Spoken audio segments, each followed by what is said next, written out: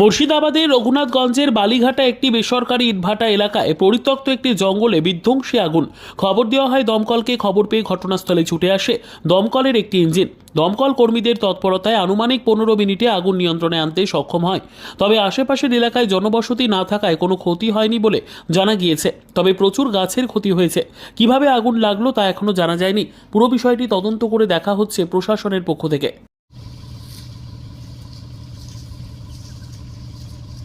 ওই পার্টটা নিতে হবে সামনে।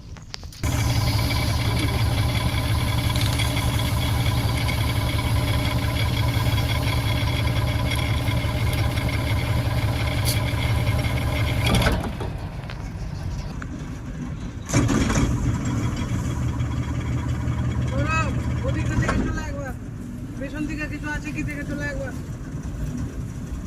তো অবশ্যই কল আসে কি এখানে একটা জঙ্গল ফায়ার হয়েছে। আমরা তুরন্ত সঙ্গে সঙ্গে গাড়ি নিয়ে এসে দেখি কি জঙ্গল ফায়ার। এসে আমরা কাজ করতে লাগি। কাজ এখন কন্ট্রোল হয়ে গেছে, এখন সব নিভে গেছে। আর অনেক দূর মানে জায়গা ধরে আপনার আগুনটা লেগেছিল, পুরোটাই নিভে গেছে। এখন আর কোনো ভয়ের কারণ নেই। কি করে লাগলো, কি প্রাথমিক তদন্ত কী কিভাবে করে লাগলো সেটা আমরা বলতে পারছি না। আমাদেরকে ফোন এসেছিলো কি এখানে আগুন হয়েছে জঙ্গল ফায়ার। আমরা সেইভাবে তা তুরন্ত মানে সঙ্গে সঙ্গে গাড়ি বার করে চলে এসেছি কয়েক মিনিটের মধ্যে। কিন্তু দেখা যাচ্ছে অনেকখানি এলাকা ধরে আগুনটা ধরেছিল। এবার সঙ্গে সঙ্গে আমাদের যতক্ষণ ফোন করেছে আমাদের গাড়ি আসতে যতক্ষণ টাইম লাগে সেটুকু টাইম আমাদের সবসময় রেডি থাকে। আমাদের ক্রু সবসময় রেডি, 24 ঘন্টা 24/7 মানে আমাদের রেডি থাকে ক্রু। আমাদের কোনো সময় ক্রু বসে থাকে না, সবসময় রেডি থাকে আমাদের অফিসে। আগুন এখন আন্ডার কন্ট্রোল। হ্যাঁ, কন্ট্রোল আমাদের এখন। আপনার নাম? আমার নাম MD সেবিম আলী, কতটা জঙ্গল ফায়ার স্টেশন।